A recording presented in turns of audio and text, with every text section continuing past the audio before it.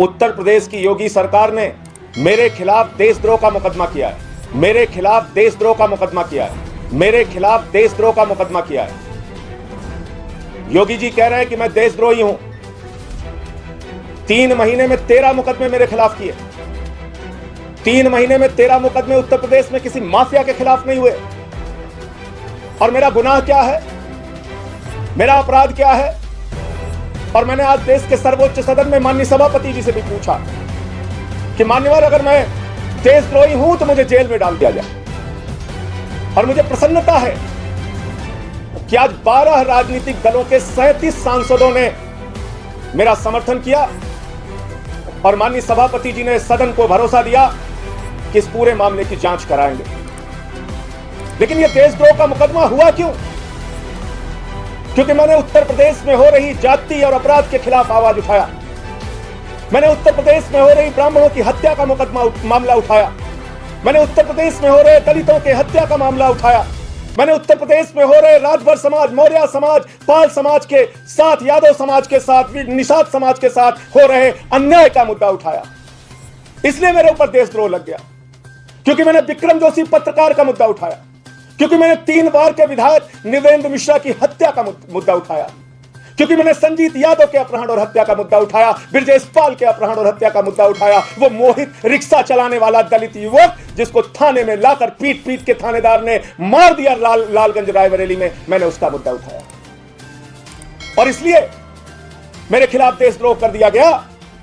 क्योंकि जब पूरा देश कोरोना से जूझ रहा है, इस महामारी से लड़ रहा है, पूरे देश में लोगों की जान जा रही है, उत्तर प्रदेश के 2 मंत्री अपनी जान गंवा चुके हैं, कई विधायक पॉजिटिव हो गए हैं, जनता के रोज 5-6 हजार नए केसेस आ रहे हैं, उस समय हमने कहा उत्तर प्रदेश में ऑक्सीमीटर के नाम पे घोटाला हो रहा है, थर्मोमीटर के नाम पर घोटाला हो रहा है।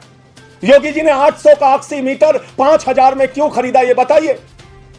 मैंने सदन में मुद्दा उठाया कि 1600 का थर्मोमीटर 13000 में क्यों खरीदा, बताइए। 800% कमीशन, शमशान में दलाली। ऐसे समय में जब कोरोना से लोग मर रहे हैं, आप दलाली और भ्रष्टाचार कर रहे हैं, यह मुद्दा मैंने उठाया। और उसको लेकर एक सर्वे कराया। जब उत्तर प्रदेश की जनता के बीच में गया, जगह जगह उनसे मिला, जानकारी ली, तो मैंने सर्वे कराया कि उत्तर प्रदेश की सरकार पर आरोप लग रहा है कि वो जातिवादी है, ठाकुरवादी है। 63% लोगों ने हमारे सर्वे में हां कहा, 29% लोगों ने ना कहा। 63% लोगों ने कहा कि हां, यह सरकार जातिवादी है।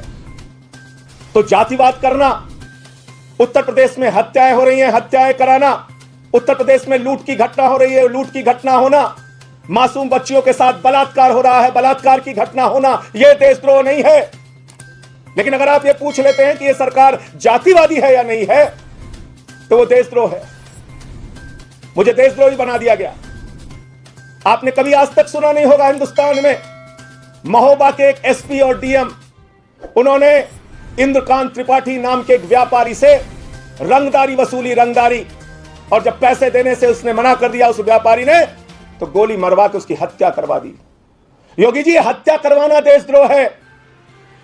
और आप कह रहे हैं कि मैं देशद्रोही हूं इसलिए कि आपके चेहरे को बेनकाब किया, इसलिए कि आपके चेहरे से जो ये घोटाले आप कर रहे थे, इस पर्दे को हमने खींच के, नोच के आपके चेहरे को सबके सामने किया।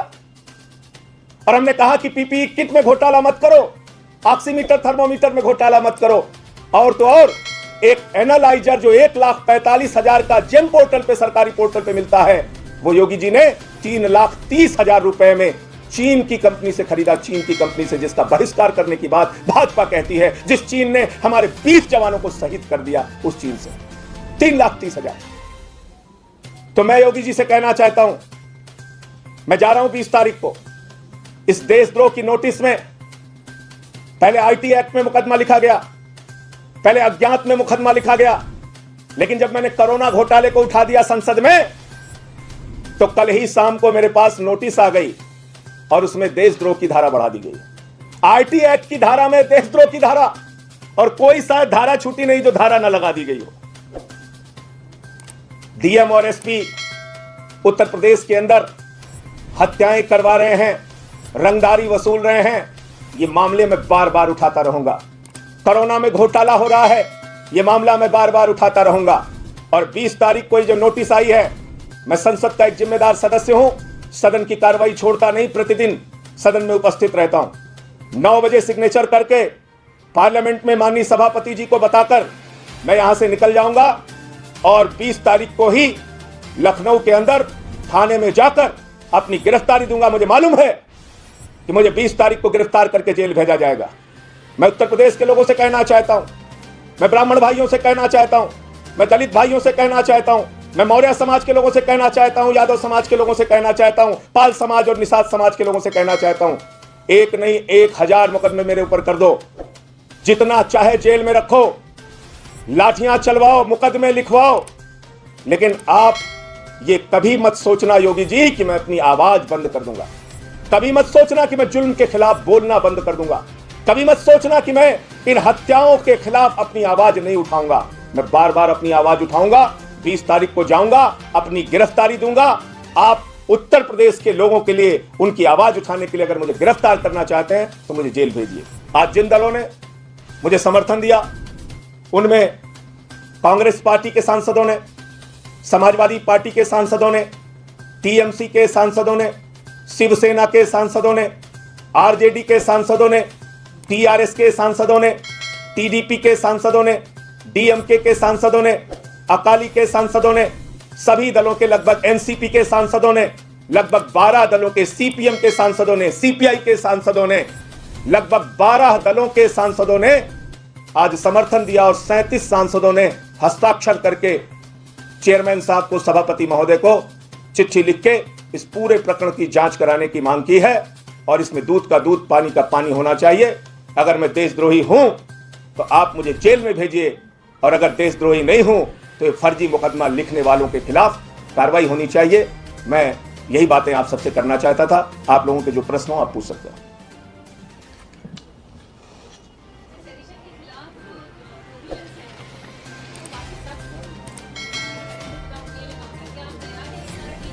सौ 100% तैयार हैं और मैं 20 तारीख को जाऊंगा।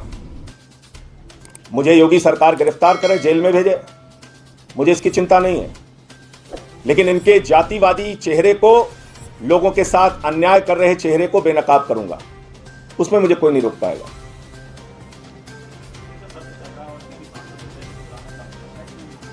इसीलिए तो मैंने कहा कि यह तानाशाही है। इसीलिए तो मैंने कहा, मैंने अपने 25 साल के जीवन को किस तरह से गुजारा है वो अपने मुंह से बताऊंगा तो अच्छा नहीं लगेगा, लेकिन आज मुझे देशद्रोही कहा जा रहा है तो इसका जवाब लोग देंगे। लोकतंत्र में जनता मालिक है, वो फैसला करेगी। आपके पार्टी को लेकर भाजपा के तमाम नेता कह रहे हैं कि देशद्रोही लोगों के साथ आपकी पार्टी जो कंधे से कंधे मिलाकर चलती है। देखो, हमारी पार्टी के बारे में क्या कह रहे हैं, क्या नहीं कह रहे हैं, और कौन से लोग कह रहे हैं जिन्होंने हमेशा देश को तोड़ने का काम किया, नफरत फैलाने का काम किया, समाज को विघटित करने का काम किया, वो देशद्रोही नहीं है, वो देशभक्त हैं। और हम जैसे लोग जो हर आपदा में, मुसीबत में, हर संघर्ष में सीना तान के आगे रहते हैं, हम देशद्रोही हैं। तो ये तो लोगों के ऊपर छोड़ दीजिए, वो फैसला करेंगे। बाकी ये सरकार की सत्ता की तानाशाही हम लोगों ने बहुत देखी है, ये भी योगी जी भी कर रहे हैं, उनको भी स्वागत है, करते रहे। सवाल ये है कि उत्तर प्रदेश में 2022 में विधानसभा चुनाव, उससे पहले आम आदमी पार्टी की सक्रियता जो है आपके रूप में दिखाई दे रही है। एफआईआर आपके ऊपर दर्ज हो रहा है, आपने विपक्षी दलों का सहयोग भी ले लिया है। Bahujan Samaj party, Samajwadi party, Congress, Bharatiya Janata party जैसे तमाम दल वहाँ पे मौजूद हैं। तो ऐसे में 2022 में आम आदमी पार्टी, देखिए, अभी हमारे पूरे प्रयास को जनता के बुनियादी मुद्दे को उठाने की दृष्टि से देखिए। अगर उत्तर प्रदेश में 8 पुलिस के जवान शहीद हो जा रहे हैं, अगर उत्तर प्रदेश में 3 बार के पूर्व विधायक की हत्या हो रही है, अगर पत्रकार विक्रम जोशी की हत्या हो रही है, प्रभात मिश्रा का इनकाउंटर करके फर्जी 12वीं में पढ़ने वाला लड़का, उसकी हत्या कर दी गई, खुशी दुबे आज भी जेल में सड़ रही है, 2 दिन की विवाहिता। तो अगर उत्तर प्रदेश में तमाम घटनाएं हो रही हैं तो उस पर बोलना कोई अपराध नहीं है और कोई देशद्रोह नहीं है। मैंने सारा काम पिछले दिनों में जनता के बुनियादी मुद्दों को उठाने का किया है। संजीत यादव का अपहरण और हत्या, ब्रजेश पाल का अपहरण और हत्या, जो मोहित कुमार एक दलित युवक था, रिक्शा चालक, उसको थाने में लाके पीट पीट के मार दिया गया। तो ये सारे मामले मैंने उठाए और आगे भी उठाता रहूंगा। और ये चुनाव की दृष्टि से इसको नहीं देखना चाहिए, ये एक संवेदनशीलता का मुद्दा है। सरकार की तानाशाही का मुद्दा है और सरकार किस तरह से अपराध रोकने में नाकाम रही है उसका मुद्दा है। संजय जी, एक सवाल इससे जुड़ा हुआ और है, अभी हमारे सहयोगी दीपक ने भी एक सवाल पूछा कि संसद का सत्र चल रहा है, ऐसे में आप 20 तारीख को वहाँ पर पहुंचेंगे, हस्ताक्षर करके वहाँ पे आप जाएंगे, सभापति को बता के आप जाएंगे, तो क्या ऐसे में आपकी गिरफ्तारी हो सकती है? क्या संविधान सम्मत है ये? अब देखिए, जिन लोगों को कानून, संविधान, नियम, किसी चीज से कोई मतलब नहीं है वो कुछ भी कर सकते हैं, लेकिन मैं सिर्फ इतना कहना चाह रहा हूं कि इन बंदर भुड़कियों से, इन मुकदमों से, इन कार्रवाइयों से मैं न रुकने वाला हूं, न डरने वाला हूं, न थमने वाला हूं। मैं अपना काम करता रहूंगा, उनको जो करना है करने दी। सर, आपने 2 लेटर लिखे थे, एक राज्यसभा चेयरमैन को भी लिखा था, एक कैबिनेट कमेटी में भी आपने लिखा था, उनमें आगे क्या हुआ? वो आज सभापति जी ने पार्लियामेंट में, अब चूंकि आप लोग शायद हो सकता है कार्रवाई आपने देखी होगी, जब सारे दलों ने मेरे साथ खड़े होकर ये बात कही कि भाई ये बिल्कुल गलत हुआ है, देशद्रोह का मुकदमा जो लिखा गया है, तो उस पर सभापति जी ने कहा कि आप लेटर लिख के मुझे दीजिए। और तभी ये 37 सांसदों ने और 12 दलों के सांसदों ने सपोर्ट किया, उन्होंने लेटर साइन करके दिया है। वो कॉपी भी अभी मैं आपको दे दूंगा। ये वो चिट्ठियाँ हैं जिसमें सबके साइन हैं, ये वो सारे दलों के साइन हैं, तो ये उन्होंने दिया है। और फिर ये लेटर मैंने सभापति जी को दिया है, उन्होंने कहा है कि मैं इस पूरे मामले को जांच करा के इस पर कार्रवाई करूंगा। तो सदन के अंदर उन्होंने, चेयरमैन साहब ने, देश के महामहिम उपराष्ट्रपति हैं, उन्होंने ये कहा है, तो निश्चित रूप से लगता है कि जरूर कुछ कार्रवाई होगी। नहीं, बस जिन दलों का समर्थन था मैंने नाम बता दिया। 37 MPs from 12 political parties, from Kerala, from Karnataka, from Andhra Pradesh, from Telangana, from West Bengal, from Uttar Pradesh, from Bihar, from Punjab, from Maharashtra, everywhere, from Assam, अखंड। सब्सक्राइब कीजिए न्यूज रिएक्शन चैनल को और प्रेस कीजिए नोटिफिकेशन बेल को ताकि आप पास के लेटेस्ट न्यूज अपडेट्स सबसे पहले